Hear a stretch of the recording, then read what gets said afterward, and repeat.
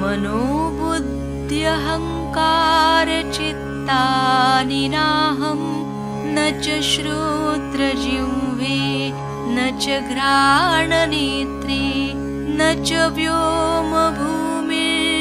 तेजो न वायुः चिदानन्दरूपः शिवोऽहं शिवोऽहं न च प्राणसंज्ञो न वै पञ्चवायुः न वा सप्तधातुर्न वा पञ्चकोशः न वाक्पाणिपादौ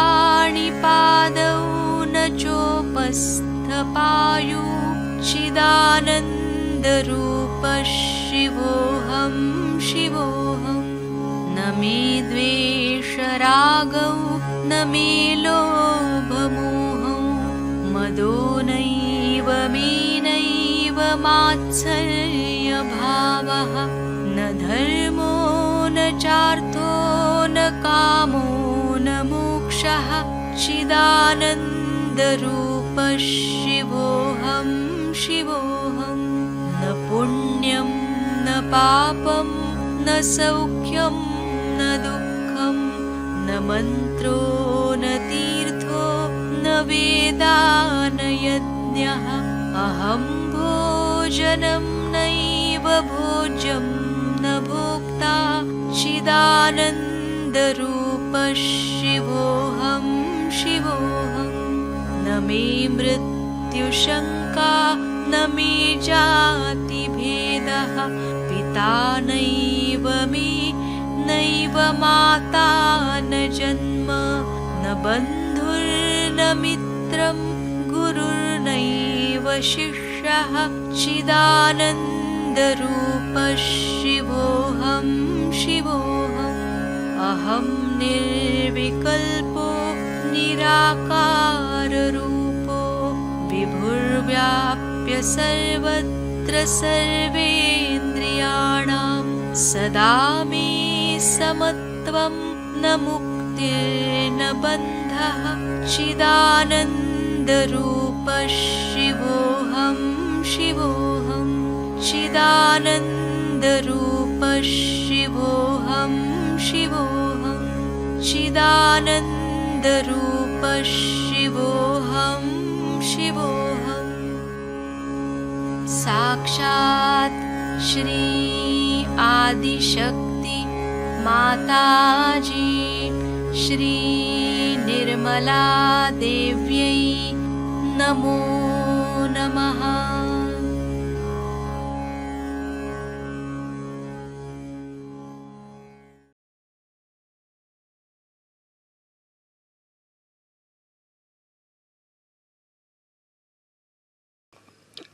In these modern times, a place which is supposed to be a holy place becomes the most unholy place.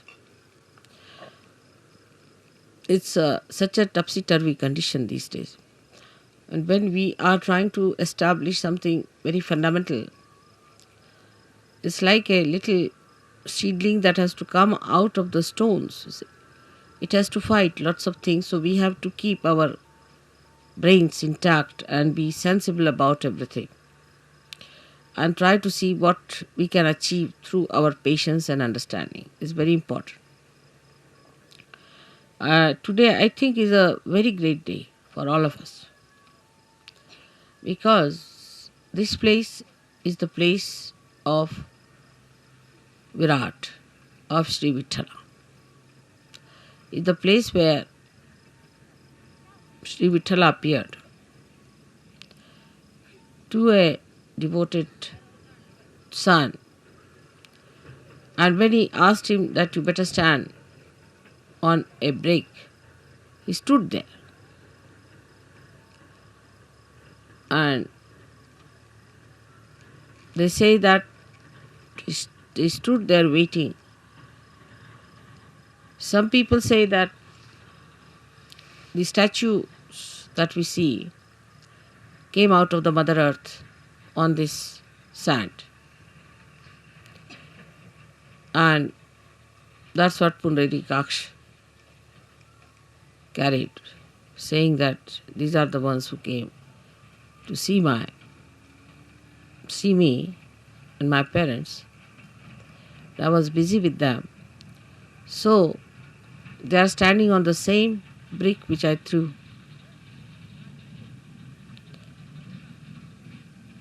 Now the whole story has to be taken in a very sensible way with a common sense in it. That God Himself is capable of all kinds of miracles. We who are created by God are doing some things which look miraculous. Say, if you take about 100-year-old situation of this world, we can say that today we are seeing many things which could be miraculous.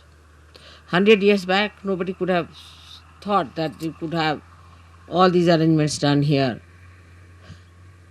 in such a far-fetched places. But all these miracles come from the power of God. So, we are the creator of that wee bit, very wee bit of that miracle. So, all the miracles of God cannot be explained and should not be explained. They are beyond our minds. And to make people feel the presence of God, God can do anything. He can move into all the three dimensions and also in the fourth dimension. He can do whatever He feels like. That's what you have seen now in your every day-to-day life. How many miracles take place to all of you. And you can't understand how it works out. Even it works out on things which are not living. And people are quite amazed how these things happen. So we have to believe now, after seeing all this ourselves, that He is God.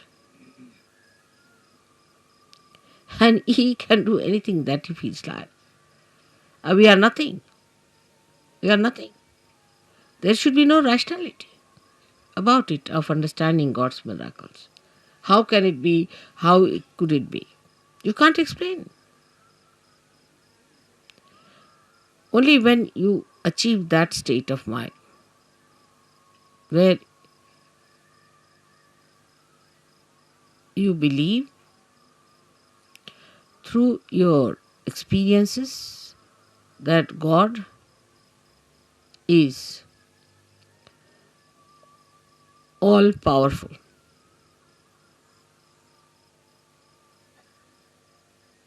It's very difficult. This concept is very difficult because we are limited people. We have limited powers. We cannot understand how God could be all powerful because we haven't got the capacity. So, this God, who is our creator, who is our preserver, the one who desired that we should exist, who is our existence itself, is an all-powerful God. All-powerful.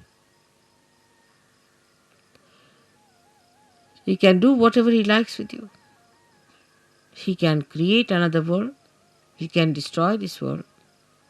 It's only if He has to desire. My idea of coming to Pandharpur for Shiv Puja was this, that Shiva represents the spirit. And the spirit is residing in all of you, in your hearts.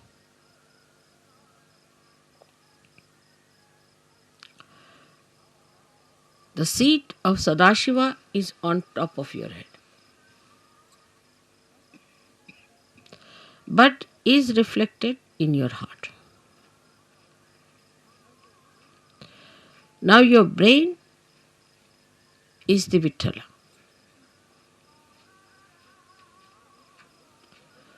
So to bring spirit to your brain means enlightenment of your brain.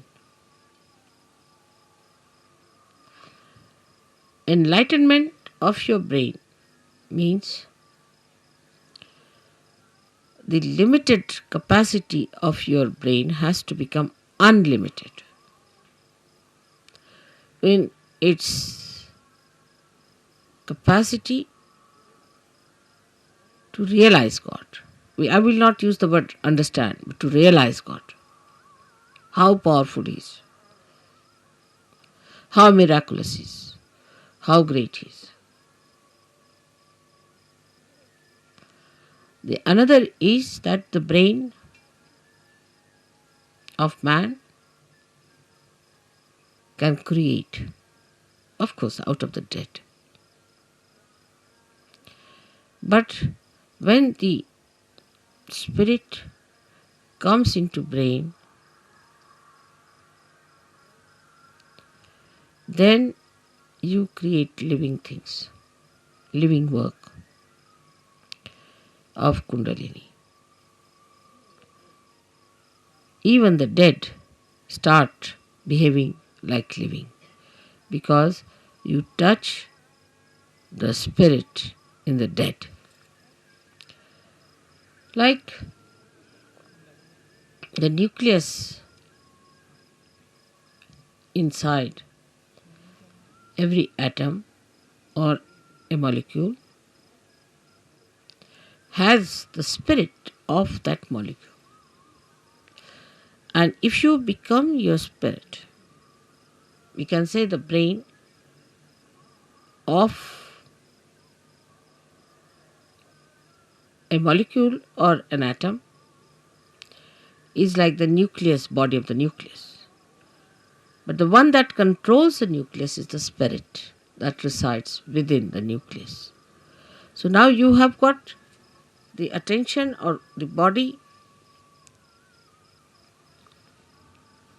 the whole body of the atom, then the nucleus, and inside the nucleus is the spirit.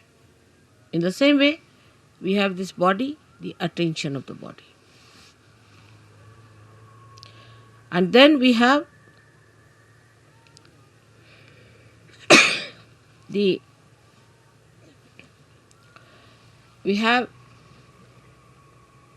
nucleus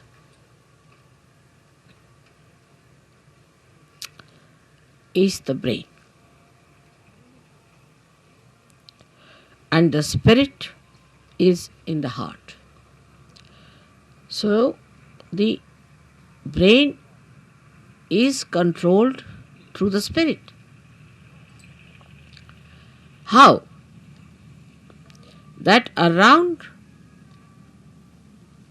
the heart there are 7 auras.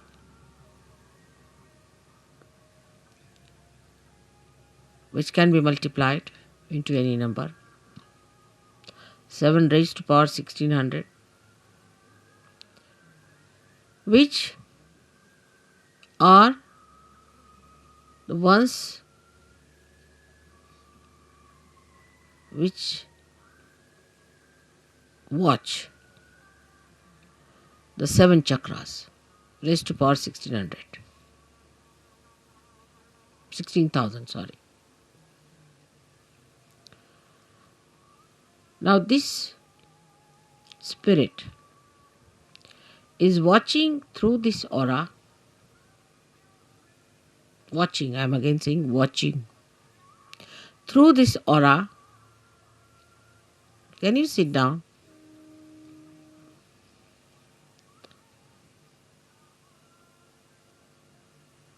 Can you sit down? I think would be better. There's no need to bother once you have put it up.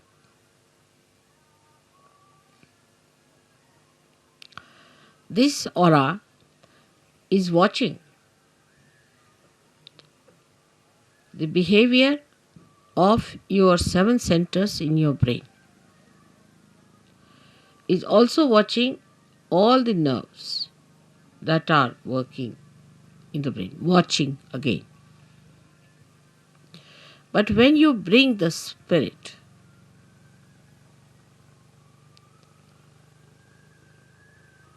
into your brain,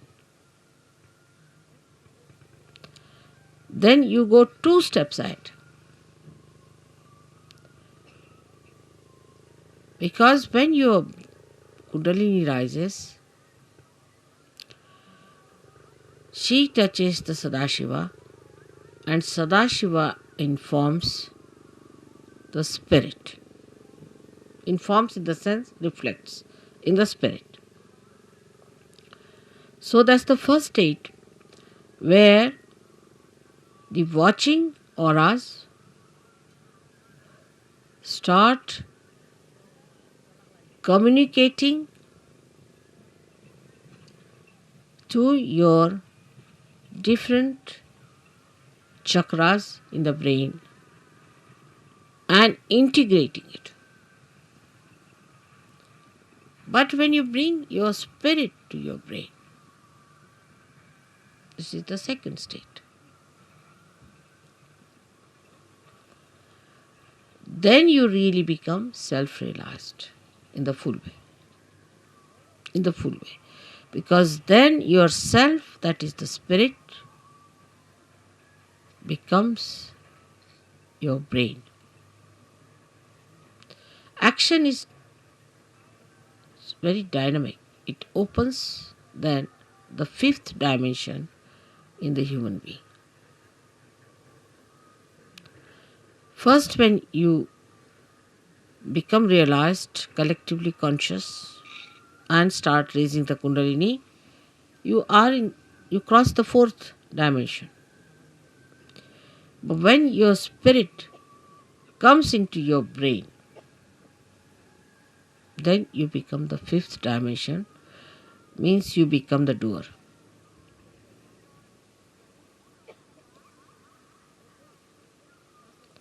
Our brain now, for example, says, all right, lift this thing up. So you touch it with your hand, you lift it up.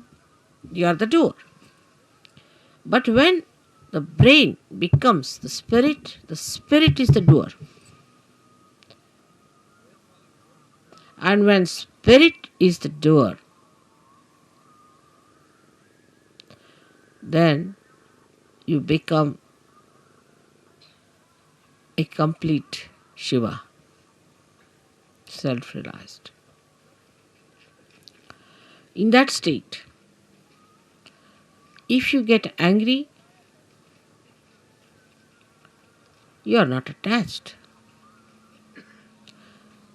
You are not an attached person to anything whatsoever. If you possess anything, you are not attached. You cannot attach because spirit is detachment. It's complete detachment. You don't bother about any attachments whatsoever. Even for a second you are not attached.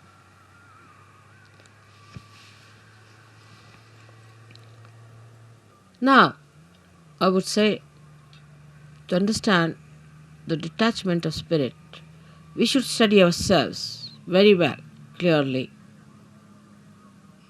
How are we attached? We are attached, firstly, by our brain. Mostly by our brain. Because all our conditionings are in our brain and all our ego is also in our brain.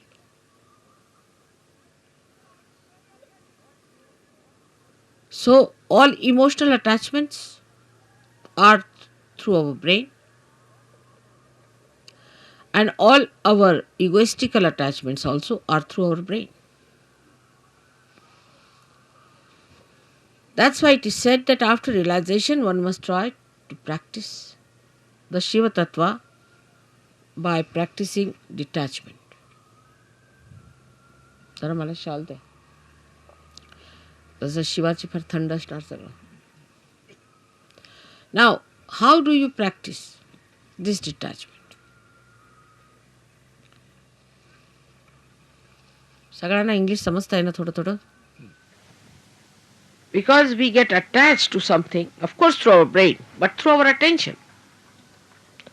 So we try to do what we call chitta nirodh, is to control your attention. Where is it going? In the practice of Sahajyoga, if you have to rise higher, you have to improve your own instrument and not the instrument of others. This is one thing one should know. For definite. Now you just watch your attention, where is it going? Watch yourself. As soon as you start watching yourself, your attention, you will become more identified with your spirit. Because if you have to watch your attention, you have to be your spirit. Otherwise, how will you watch it? So now see, where is your attention going? First, the attachment is in all gross ways to your body.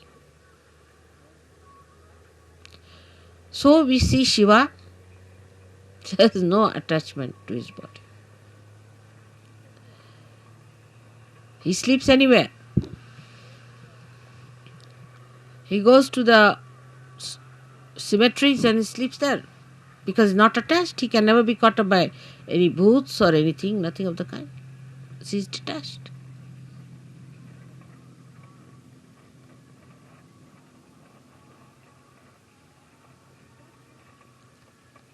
The detachment is to be watched and seen through your own attachments.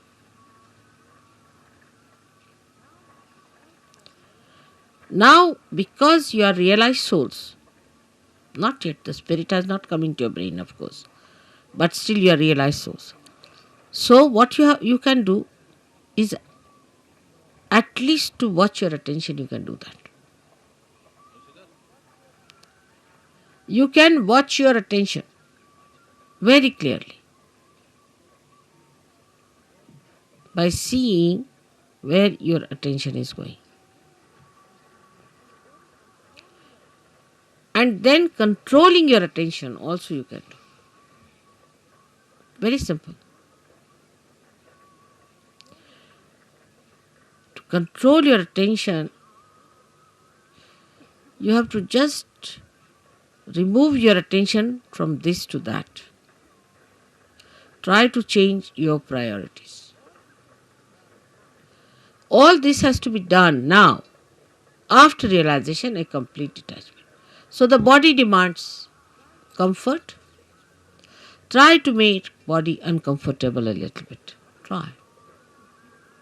What you think it to be comfortable, try to make it little uncomfortable. That's why people went to Himalayas.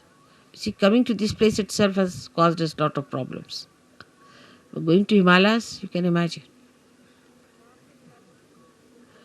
So after realization, they used to take their body to Himalayas. All right, go through all this.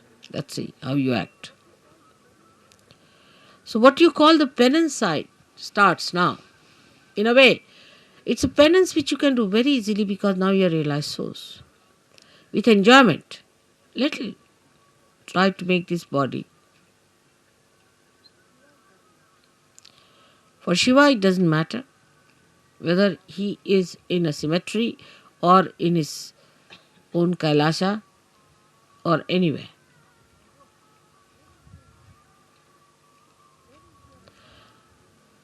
Where is your attention is, you see.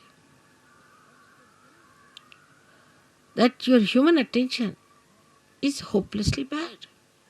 Very entangled nonsense it is. We did this because of this. There's an explanation. Or others have to give an explanation. No explanation is needed to be given or to be accepted or to be asked for. No explanation. To exist without explanation is the best way. In a simple Hindi language, Jaise rakhahu taise hi rahu. Whichever way you keep me, I'll remain in that state. And I'll enjoy. Further in this poem, Kabira says, if you make me go on an elephant, means the royal conveyance, I'll go. If you make me walk I'll walk. Jaise rakhahu, taise hi rahu. So no reaction on that part. No reaction. First, no explanation, no reaction.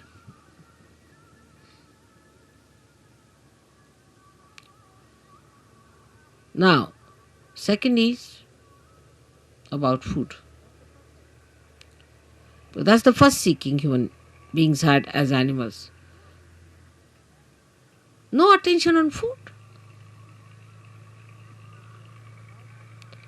Whether you have salt or not, whether you have this or that, no attention on food.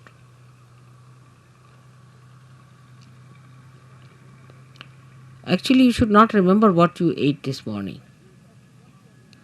But we think as to what we are going to eat tomorrow. We consume food not for running this body, but for sort of a more satisfaction of tongue pleasures. Once you start understanding that pleasure is a sign of gross attention, any kind of pleasure is a very gross sensationalization. Sensations. Very gross it is. But when I say no pleasures means, doesn't mean that you should become serious people and people of sort of as if somebody is dead in your family. But you should be like Shiva. So detached. She came on a bull which was running very fast to get married. He was sitting on a bull with 2 feet like this, you see. And the bull is running fast and he's holding the bull. The feet like this.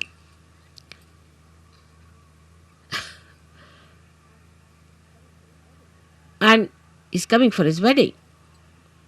And with him are coming people with one eye, without noses, all kinds of funny people coming with him. And his wife feeling quite embarrassed at the nonsensical things people are talking about Shiva. He's not bothered. What's his reputation would be, this thing. But that doesn't mean that you become hippies. You see, this the problem is that once you start thinking like that, you become hippies. Many people believe that if you try to behave like Shiva, you become Shiva. Many believe that way.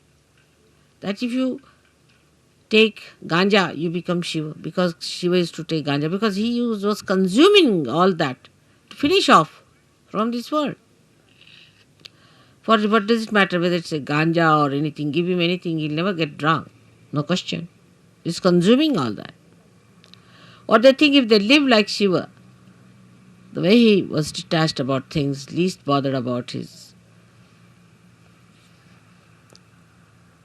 appearances.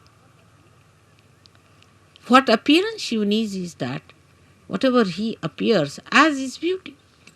He doesn't need anything to be done.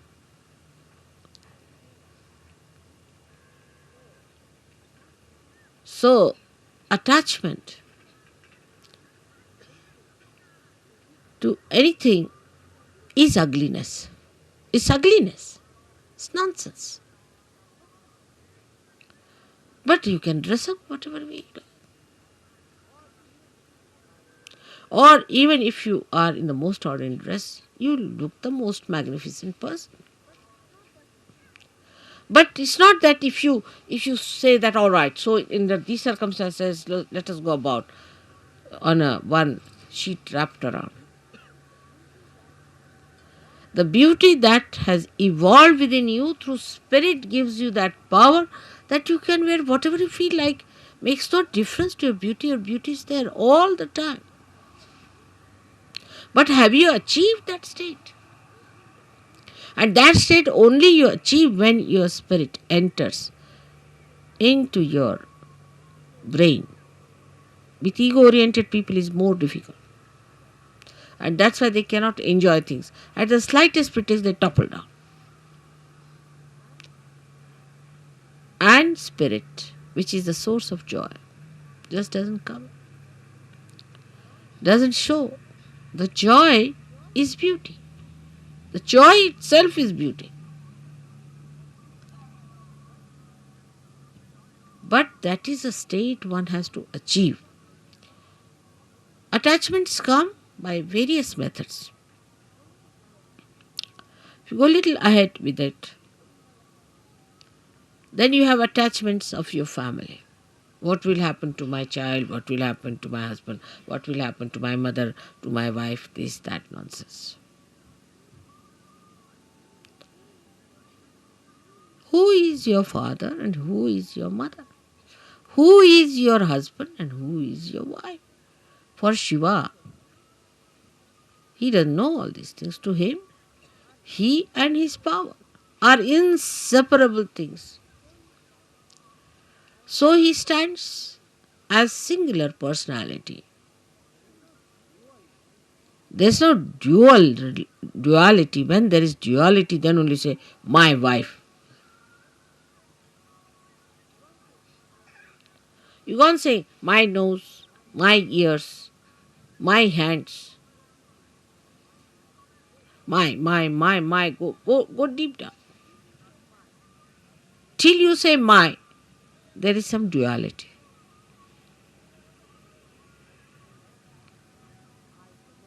But when I say I, the nose, then there is no duality. Shiva the Shakti, Shakti the Shiva, there is no duality.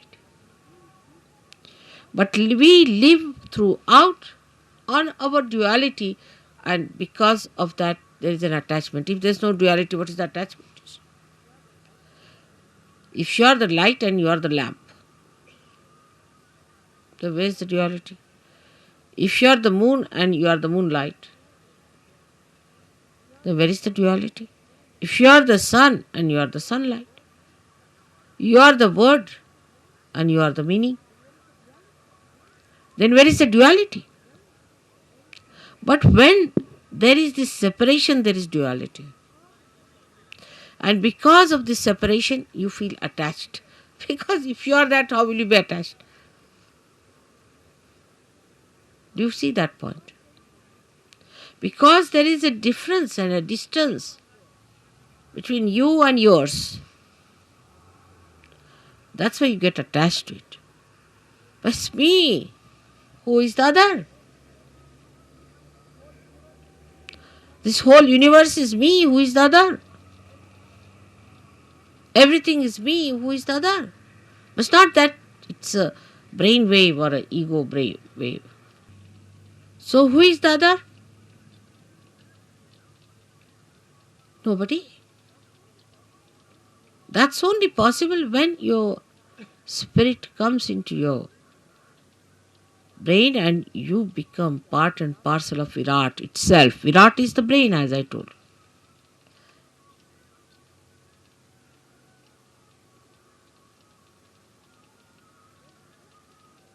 Then everything that you do, when you show your temper, when you show your affection, when you show your compassion, anything, is the spirit that is expressing. Because brain has lost its identity, the so-called limited brain. It has become the unlimited spirit. I do not know. I really do not know how to give an analogy to a thing like that. But what we can do is to understand it. That if a color is dropped in the ocean,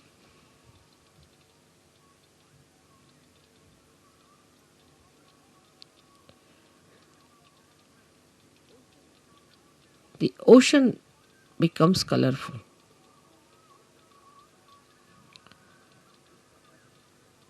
Is not possible.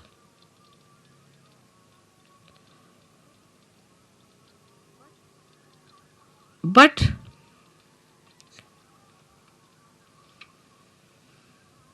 rather, try to understand If a little color, limited color, is dropped into the ocean, the color loses its identity completely. Think of the other way around. If the ocean is colored and is poured into atmosphere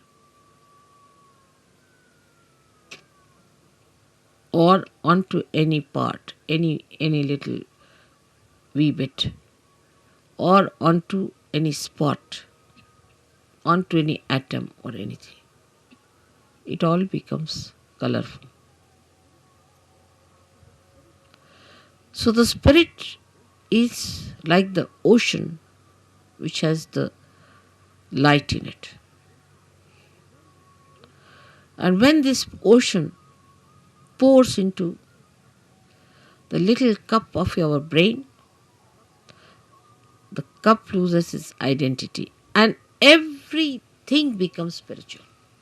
Everything. You can make everything spiritual. Everything. You touch anything is spiritual. The sand becomes spiritual. The land becomes spiritual. Atmosphere becomes spiritual. Celestial bodies become spiritual. Everything becomes spiritual. So is the ocean that is the spirit, while your brain is limited. So the detachment from your limited brain has to be brought in. All limitations of brain should be broken so that when this ocean fills that brain, it should break that little cup. And every bit of that cup should become colorful. The whole atmosphere, everything, whatever you locate should be colorful. Color of the spirit is the light of the spirit. And this light of the spirit acts, works, thinks, coordinates, does everything. This is the reason today I decided to bring Shiva Tattva to the brain. The first procedure is to take your brain towards the Shiva Tattva by telling it, see, where are you going, Mr. Brain? You're putting attention to this, you're putting attention to that. Getting involved now, detach. Become the brain yourself. Only the brain. Detach. And then take this detached brain completely filled with the color of the spirit. It will automatically happen. As long as you will have these limitations to your attention, it will not happen. So one has to really deliberately do this tapasya. Every individual. I'm with you. So you don't need any puja that way. But that state has to be achieved. And for achieving that state, you need the puja. I hope so many of you will become the Shiva Tattvas in my lifetime.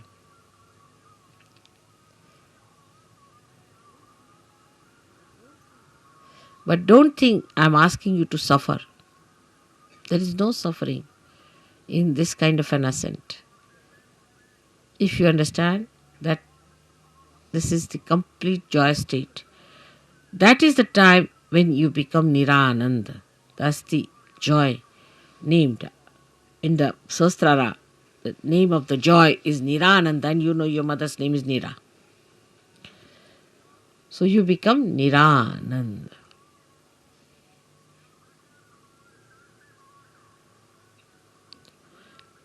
So today's worship of Shiva has a special meaning. I hope whatever we do in the outward way, in a gross way, happens also in the subtler way. I'm trying to push your spirits into your brains But I find it rather sometimes difficult because your attention is still involved. Try to detach yourself. Temper, lust, greed, everything. Try to reduce. Like in food, I told today, Warren, ask them to eat less, not like gluttonous people. You see, once in a while, on a day of big banquet or anything, you eat more, but you can't eat every time like that. It's not a sign of Sahajyogi. Try to control. Try to control your speech. Whether you express temper in your speech, or you express your compassion, or you are artificially compassionate.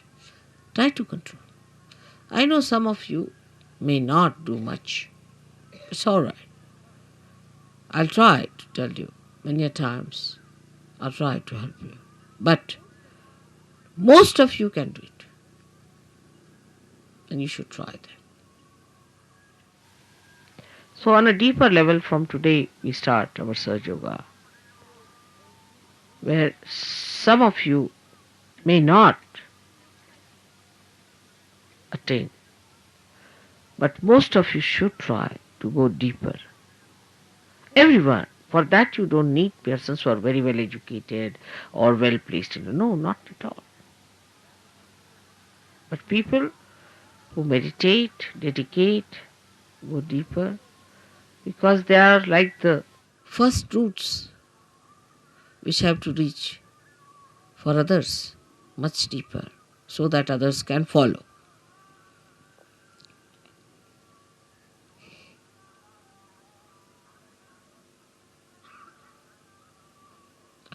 Now for today's puja we'll have a very short Ganesh Atharvashesh. Just not washing my feet or anything much on it, but is a saying of Atharvashesha, and you can put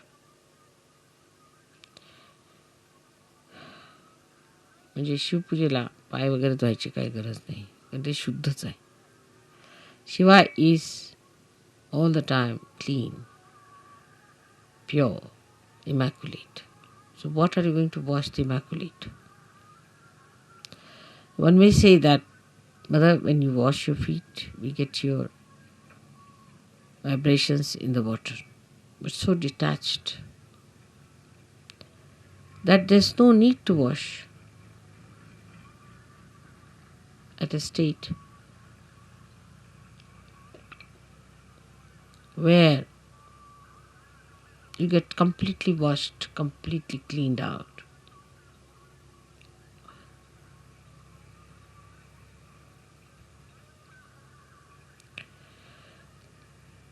Then we'll have a Devi Pujan, because Gauri, who is virgin, is to be worshipped. So we'll say the 108 names of the Virgin. Then we'll do the Shiv Puja. I'm sorry, I cannot tell you everything in one short speech all about this.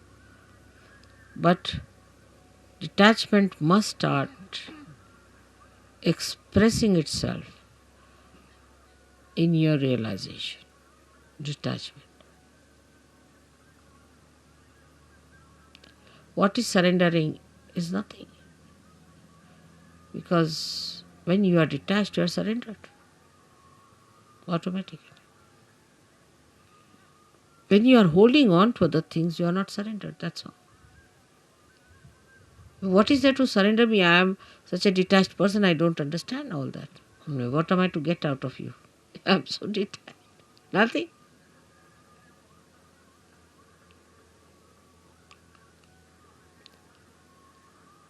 So today I hope we all pray that, O Lord, give us strength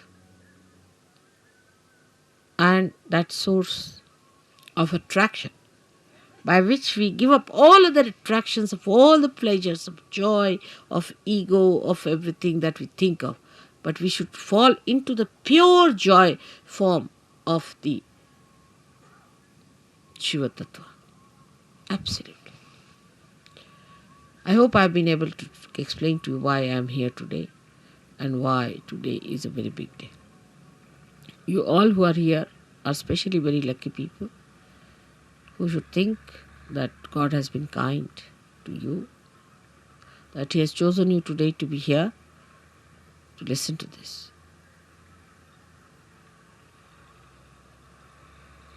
And then once you get detached, you'll start feeling responsible. Abhiyukt, responsible. But the responsibility, not giving ego, but responsibility which is executing by itself, which is expressing by itself, manifesting by itself.